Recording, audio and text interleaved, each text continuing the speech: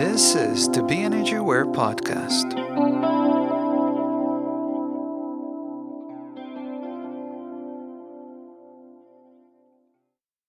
If there is one place we need to feel nourished and safe, that would be our home. Our home is here to support our healing journey, and it's good to make sure that we have it arranged so that it is supporting us as much as possible.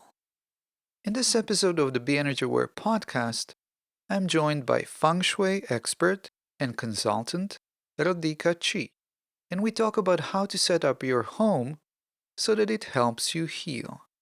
We focus on these three areas of the home: the bedroom, the kitchen, and the bathroom. Bedroom is hugely important because that's where we sleep, that's where we heal, that's where we love, that's where we nourish, regenerate. Then we have the kitchen and the bathroom, if we speak about in terms of one's well-being and health. But those three plus the main entry, kind of like the cornerstone or the ones that anchor the energy, the ones that help healing to happen. What's the most important thing about the bedroom? Yeah, so the most important thing about the bedroom is to, let's say when you enter your bedroom, how do you feel? Because I like to start on very simple levels. And it sounds simple, how do you feel? But feelings have so much information. So do you feel uplifted? Do you feel tired? When you come in, so what's the message of your bedroom? You come in and you feel uplifted and relaxed at the same time. So it's a space that's so nourishing and subtly energizing and healing. And in terms of what can be done in the bedroom, the basics have to be there before going into deeper levels. So such simple basics as fresh air. So just opening the window. And if you can't open the windows, you can work with essential oils, eucalyptus or peppermint to kind of energize the air and clear it. Fresh air is important. Number two, the quality of light. So throughout the day, your bedroom has to have some sort of natural light coming in because light is nourishment. And at night, you want complete darkness. So both those, yin and yang, they have to be there for a good bedroom. So being aware of the play of light, day and night, is very important. So once you have fresh air, you know how to deal with the light levels. And also just the electrical lighting or the lighting levels that you have in the bedroom, they have to be very kind of soft and nourishing. So you don't use the ceiling light that can be disturbing, right? You kind of go for several levels of lighting, or you can use, let's say, Himalayan salt lamp or candles. In the bedroom, so two places in the bedroom to watch for clutter. Number one, you don't really want things under the bed because that creates clutter energetically. Even if they're organized, it creates sort of heaviness. So the energy is not moving. It creates sort of a stagnant energy. So ideally, you want space under your bed so the energy could kind of flow and nourish you. And if you absolutely have to store things there, they have to be just related to kind of relaxation. Maybe you have blankets or pillows and there's space between them. So just being aware that you don't want to create stagnancy under the bed. And the closets, somehow people think that if it's out of sight, it's out of mind. But in the old energy, you can't really hide it. So not having clutter in the closet, having it organized is important. Just for your own peace of mind, for your good sleep, for your clarity, for your energy levels. So those are like the energetic basics. And then there's the position of the bed, which is super important for your own well-being long term, right? If you are in a hotel somewhere or visiting friends, let's say it's okay if your bed is under the window or if it's aligned with the door. Temporarily, there are scenarios that are okay, but if it's your own bedroom, you want to be sure that your bed is in a very energetically strong place. And in Feng Shui, this is called commanding position, which means you are sort of in command. I mean, you see the door, you see the window, you have a wall behind you, so you feel safe. It's basically about feeling safe. Somehow we don't often talk. I mean, there is still information, but not so much about just the sense of safety. So we talk about being nourished in the bedroom, being, having essentially pleasing bedroom. But number one would be a safe. So I would say that the commanding position, the roots of this ancient guideline comes from the need of humans to feel safe, right? We need to feel safe. The bedroom and the bed and when we sleep at night is like the ultimate place to feel. If you don't feel safe there, where else would you feel safe, right? So it's your home and your bedroom. So to sum it up, it's the fresh air, it's the light levels, as little clutter as possible so that the energy can flow, and the position of the bed. And then the bed also has to be a good feng shui bed, meaning have a good headboard. Metal beds are not good because metal is not the healthiest material in terms of health and connected to electromagnetic fields and so on, and earth energies. The wooden Wooden bed bed, frame. Hmm. wooden bed frame, yes, and ideally mattresses that don't have so much metal in them. And you would always want a headboard. Headboard is considered ideal because it gives energetic support. Main piece of furniture has to be the bed, right? Then you might have a dresser, but you don't want too many things Hmm. because everything takes energetic space, everything takes Yes. attention and care. So the less you have, the more thoughtful it is, the better, right? In terms of the bedroom, definitely. But it still has to have some sort of lushness. So that's where layers maybe of Hmm. pillows and blankets, and maybe it's different for a man and for a woman, or the couple comes to an agreement as to a balanced way. But there's this balance between less items, but what is there, it has a sense of nourishment, a relaxation, a softness. It's a feminine energy because that's the nourishing energy, right? So maybe the balance Yeah. between both. And in the room, yes, let's say some people would have the laundry basket like very close to the bed, very close to the bedroom door, with all like, well, try not to. Does the laundry basket have to be in the bedroom, right? I know it's convenient, but it's not less convenient to have it a bit further, let's say in a different space, laundry room or bathroom. So even those little details, when you wake up, you'd rather see something inspiring versus a laundry basket. You don't want to see a big clock in the bedroom because it speaks of time. And when you're in the bedroom, you don't want to think of time. So those are the no-nos, right? Those are the things best to avoid. And to go back to your question, how to decorate it, I would start again with lighting. So candles would be beautiful. Candles are beautiful for any bedroom. Just being aware of the healthy ones, beeswax or soy candles versus the one that have quite a bit of toxins in them. And then bring objects that have meaning to you. You can create a small altar in the bedroom, like a sense of sacredness. I mean, bedroom is it has quite a few major functions to fulfill. It has to be replenishing, like it has to promote good sleep. You have to sleep well. That's obvious for health reasons. Yes. Then you have to feel nourished when you're there. Nourished, supported, loved, inspired. So what nourishes you visually? What supports and inspires you? So bring art, like bedroom art is a huge topic. And, Mhm. and that takes some time to find, like what image makes you feel the way you want to feel. And that might be Yes. different for different people, but usually, probably for most of us, we want to feel a sense of love and growth and maybe adventure or deepening of connections. So, just define what energy you want to surround yourself with, what energy you want to see in your life on a more or less constant basis, and find what expresses it. So watch for, do you want to recreate the energy where you are now, or do you want to create a new energy? Right? Mm. There's a good distinction to make. What you're used to, what you are, where you want to be. And another thing with art is that you don't want a lot of water energy in the bedroom. That's just a feng shui thing because a strong water element is not good in the bedroom.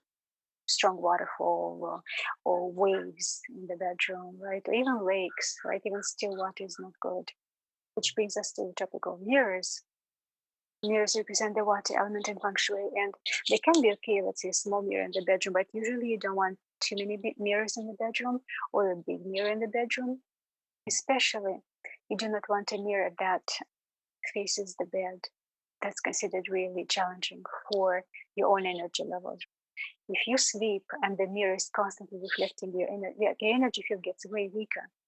So Mhm. let's say when we look into the mirror, it's a quick feedback. We look at what it reflects back to us, whatever is there in the moment, and it's movement. Let's put it this way: it's reflection, it's movement. Mhm. And when you are in the bed, when you're in bed, you do not want to see yourself in the mirror.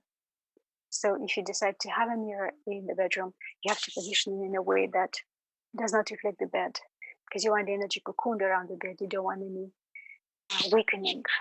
Yes, yes. If that's yeah. Well, in terms of healing and supporting our healing journey, what number one thing around the bedroom for me that Mhm. came out of this conversation right now is the feeling of safety. that we need to be Yes. feeling safe in our bedroom, Yeah. and so that means primarily in our bed, because that's where we Mm. spend most of our time. Mhm. And you know how, let's say, lately on the market there's such a surge of, let's say, and I've recently discovered that the weighted blanket. How do you say that? The blankets that have weight, right? So that Yes, they yes, promote a sense of safety. It's like an embrace or a hug. You feel more cocooned, right? yes, Or blankets that have this thicker knit. How do you say that? Right? yes, Like yes, thicker, yes. so they have more Mhm, substance, more presence. So we all mhm. need, no matter the age, we all need this sense of embrace, cocooned, safety, and the sense of warmth. So let's say the best feng shui colors are considered the skin tone colors. Mhm, So that, you know, and the skin tones vary from, you know, pure white to, let's say, chocolatey, deeper chocolatey colors. So mhm, those earthy colors are considered best for the bedroom, with a bit of mhm. fire colors. And fire colors are reds and deep orange and pink and purple and so on. So the colors would also create a certain temperature that is warm. You want warmth in the bedroom, and you do not want colors that, let's say, blue color is not considered good for the bedroom. And one reason, because it's a watercolor and we don't want a lot of water. Another Mhm, reason is that it's not really a warm color, right? Unless mhm. it's a sky blue. I mean, you can play, there's so many nuances here. So you want to create a feeling of safety and warmth, to feel warm, you know. Yes. Green color is not considered, green walls are not really good for an adult bedroom, maybe for a Mm, child bedroom, and maybe, and it depends on which greens, right? mhm. Green is an interesting color to work with because it's never just one shade. You know, when you look at a tree, it has like at least hundreds of different shades of green. So when you want to bring green into your space, you don't just bring it with one green color. You have to bring at least 3 to 5 colors. That's a different topic, but best the warm colors, skin colors, More. Mhm, earthy colors with a bit of fire. A sense of grounding, a sense of grounding, which is a bit different from safety. And that's where, let's say, a good rug would matter, or window treatment. Grounded energy. So a grounded, let's say if you have a rug in the room, it immediately grounds the energy versus not having a rug. Let's say you see a room, right? So that's mhm, usually what rugs do, they ground the energy. And window treatment, meaning curtains, let's say like a more uh, softer, luxurious, thicker curtains to mhm, close the window, create a softness and a sense of protection again, and grounds the energy in the space. Visually, if mhm. you think about it, it doesn't have to be, depends on the windows, depends on many things, but they have to be elements of grounding that have sort of weight with them. You do not want a bedroom that floats in the air. Usually, if you have a bed that's well set up, and that can ground the energy a bit, but it needs some help. So the two feelings of safety and grounding. Let's say three: safety number one, grounding number two, and three: love and nourishment, healing. We'll put those all together. Those two will have to come first. But the sense of being grounded, it's especially important, right, in the times we live now. So it's not chaotic, it's not floating, it's not some, it's just grounded.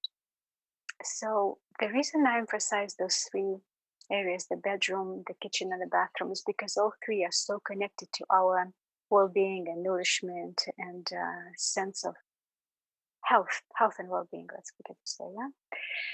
So bedroom, we discussed it. It's obvious. Kitchen is even more obvious. You know, that's where we nourish ourselves. And in feng shui, kitchen is connected to the energy of abundance, right? Which is important to have flowing in your life. So just paying attention to your kitchen in terms of, other than cooking, or what would help cooking, there has to be again a sense of free flow of energy, because in many cases many kitchens are have a heavy, a bit stuck energy, right? Because all, let's say, all the counter space is so heavily used all the time, or items are not being moved.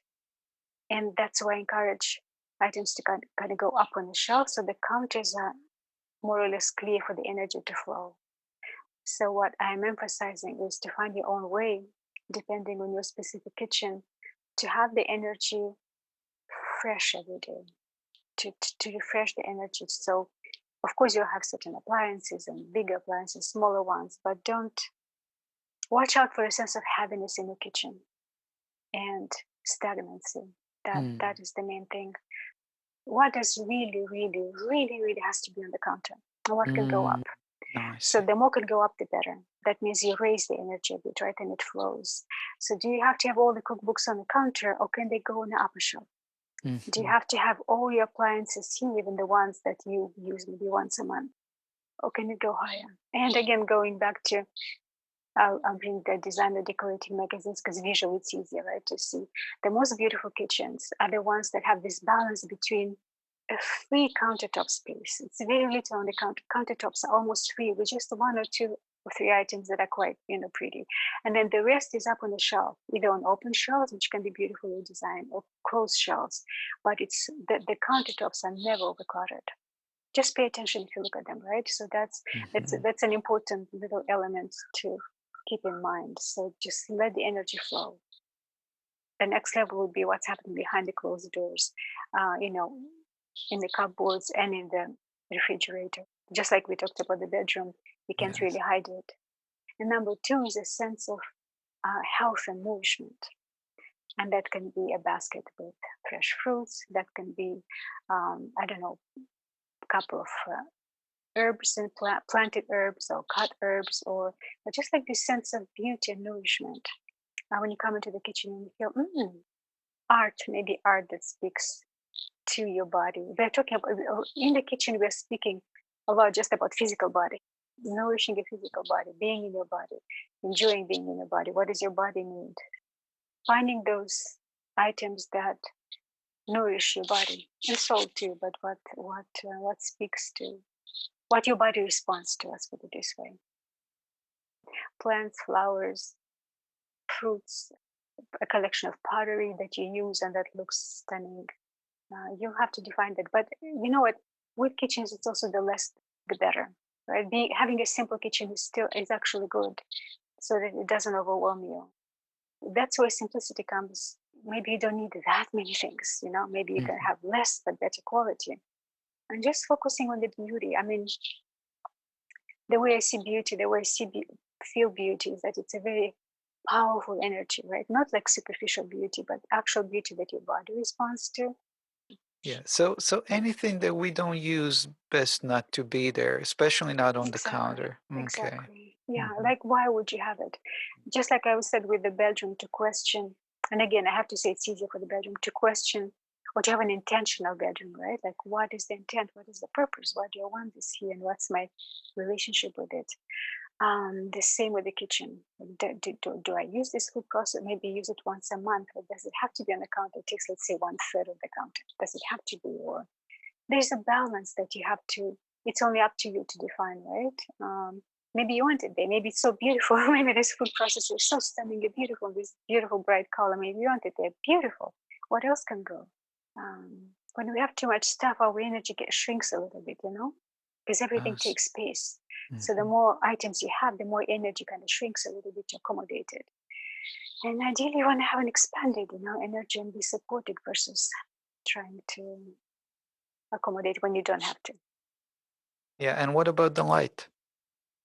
Lights are very important. Like if you're blessed with natural light, that's so beautiful, right? And air is very important because when you cook in the kitchen, you want good ventilation. The light is again, you don't want. It depends on the dynamic, right? You have a dining. Is everything happening in the kitchen? But you want a light that is. Speaking of electrical lighting, right? Mhm. Because natural light, if it's there, it's beautiful. You want lighting again that's more social, inviting, or relaxing. Let's say when you go to a good restaurant, you never have plain ceiling light, right? That would be like you don't want to be there for too long.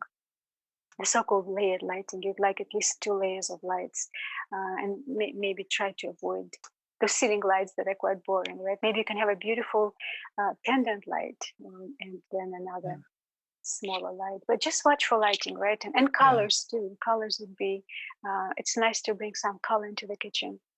Like orange is beautiful because it helps orange and yellow, they help digestion. It's best in feng shui terms to have, when you cook the food, you don't want to face the wall. Ideally, you want to see, you know, people or Yes. what's happening. You don't want to have your back Yes. to all the activity Yes. that's Yes. happening. So you want to be, again, it comes back to the same commanding position and a sense of safety, because when you cook, your energy goes into food, right? So you want to feel kind of, grounded and happy and relaxed. And that's created by certain elements such as seeing what's happening, having your back covered, little elements like that. So oven, again, I have to emphasize it's important the way oven is treated. And then the relationship of the oven with the the sink and the fridge.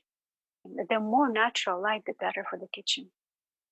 So maybe let's sum it up, right? We talked about fresh, clean energy, and that means having the countertops as clean as possible, having it organized so that it's easy to keep it clean every day, right? There has to be a structure and organization to the kitchen.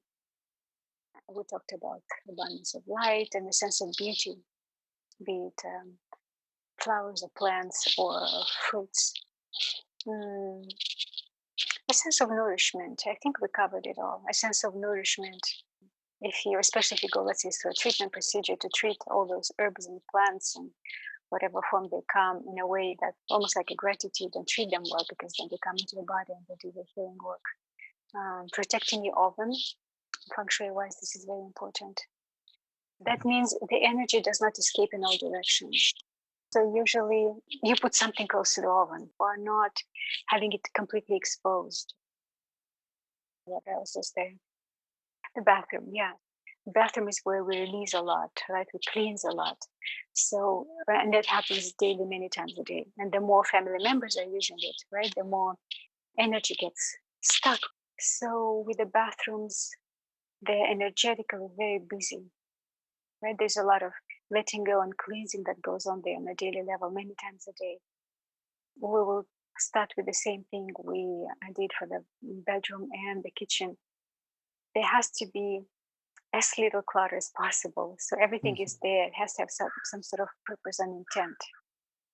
And both the kitchen and the bathrooms will benefit from open counters, like as little things on the counter as possible.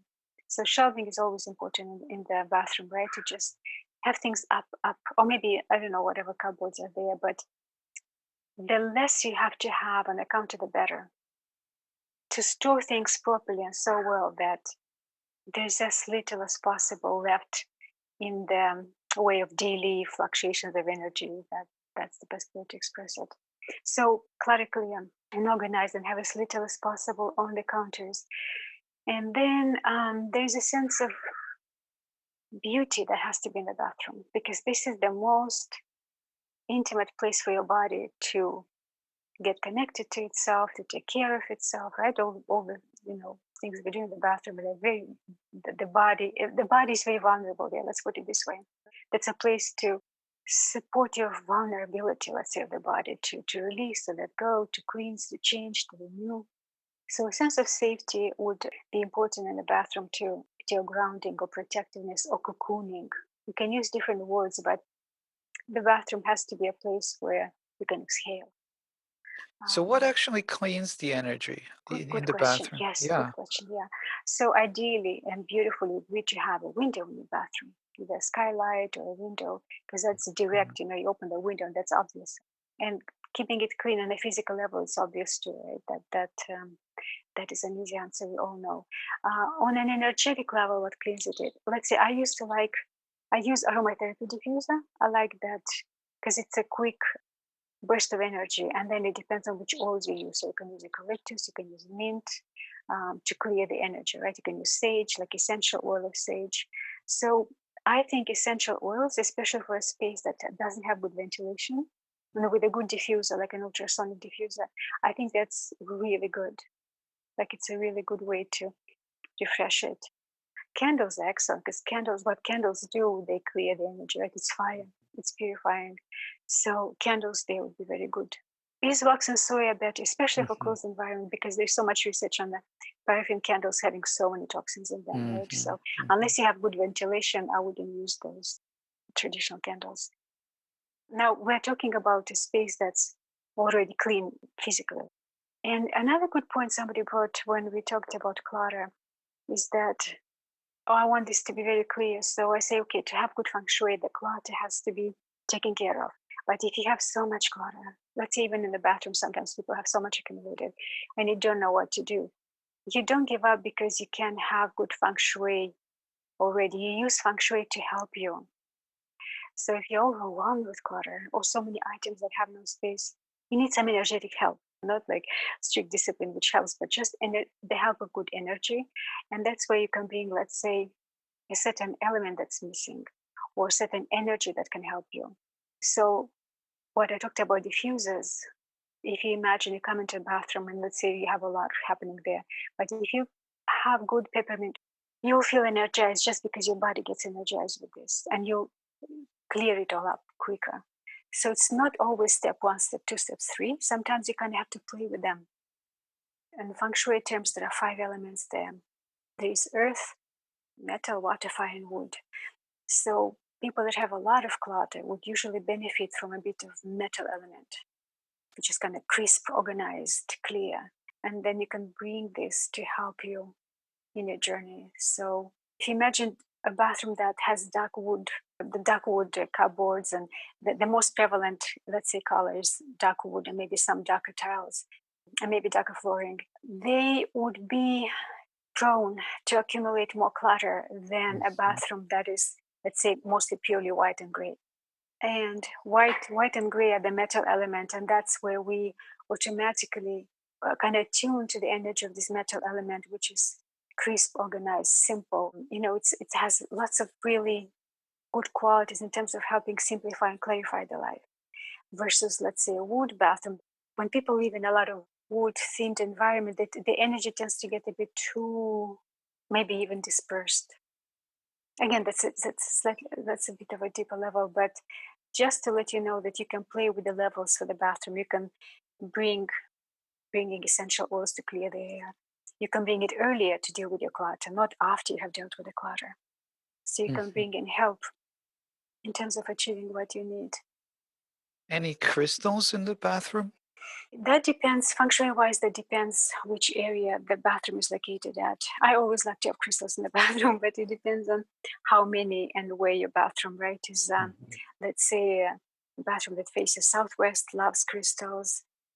One that faces east or southeast, you don't want them in the south too much. So that's where the energy map that we talked before comes into place. But that's a deeper level. It's when you want to bring, let's say, a big crystal. Well, you'd think about your bathroom, but little ones, yes, because again, going back to the feeling of safety that we want in the bathroom. And if you bring something beautiful that helps you feel safe, of course. And you can have beautiful dried lavender or wonderfully smelling soaps, right? Natural soaps, or so just what would make your body feel better.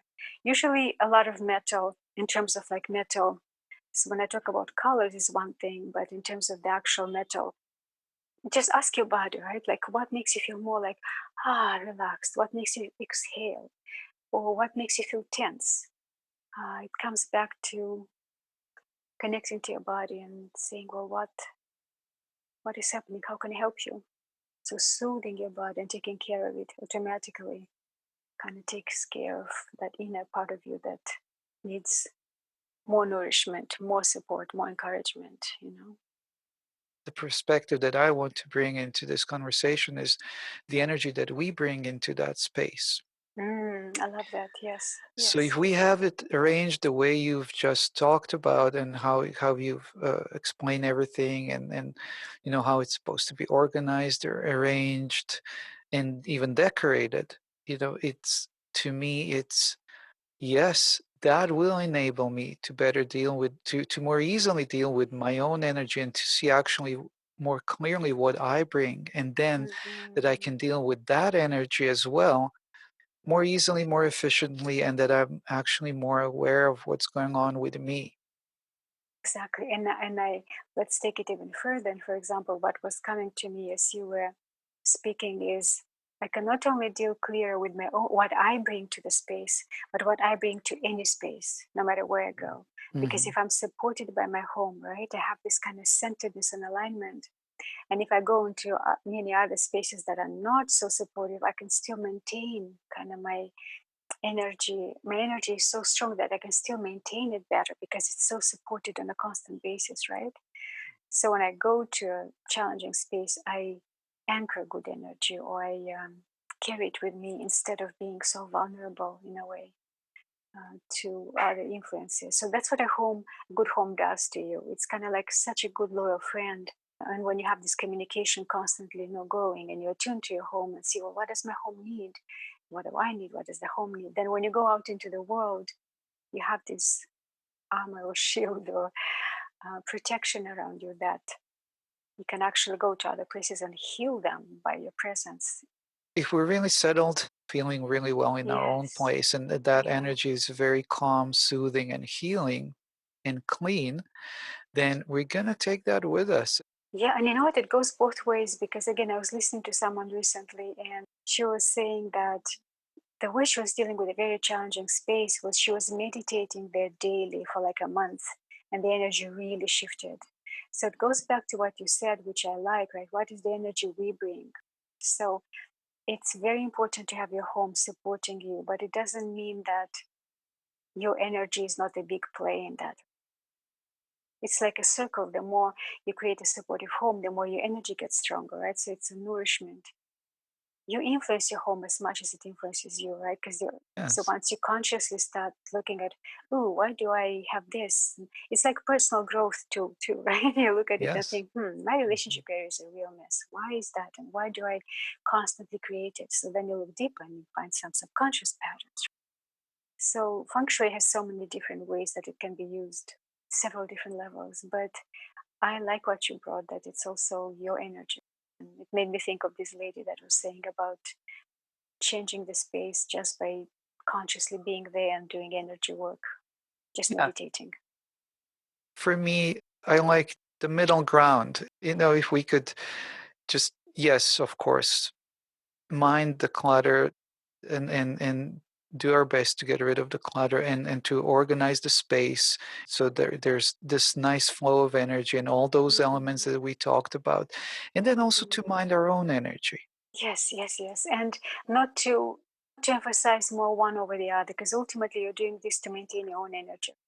Yeah, so we cannot say that it's all about organizing the space, and we cannot say that it's all about the energy that we bring, because Right. it's really in our best interest to organize the space well. Well, That's my it's feeling about it, and that is my experience for sure. yeah, it's like in feng shui. There's an expression that the house is your third skin, and clothing is your second skin, right? So if you look at clothing, you wouldn't say that if you wear different clothing, everything will change. It wouldn't change, but it helps you feel better, look better, function better. But ultimately, it comes back to you what the clothing does for you. So the Yeah. same with the house, right? It's Mhm. ultimately you don't do it so that it looks good or because it's fashionable, or you don't wear certain things, or hopefully because they're fashionable, because they work for you and they help you function better, or you have your energy flow better. So yes, I like that. The focus is on your own healing. That's how we started it. Yes, it's yes. it's how does it help you heal. So it has a certain function. It's not the focus. The home is Mhm. not the focus. It is in terms of how does it help you and your family live a better life or achieve whatever goals you have, but it's not the ultimate goal and destination to create a design worthy home. Thank you, Radhika, so much. This has been great, and I really appreciate the information that you shared. You're most welcome. Any message for the highly sensitive listeners out there right now?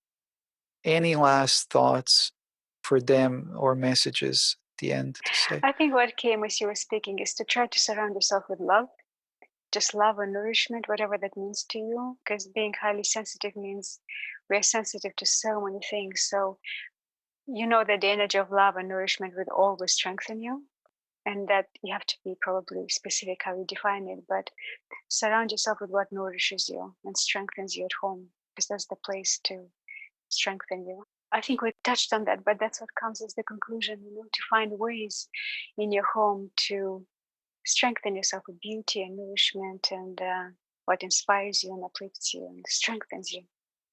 That's beautiful. Thank you. Thank you, Radhika, so much again. You're welcome. Thank you for tuning in. Follow me on Instagram at BEnergyAware, and please subscribe to the BEnergyAware newsletter. And if you like this podcast, please subscribe and share it with your friends. Thanks again, and talk to you next Friday.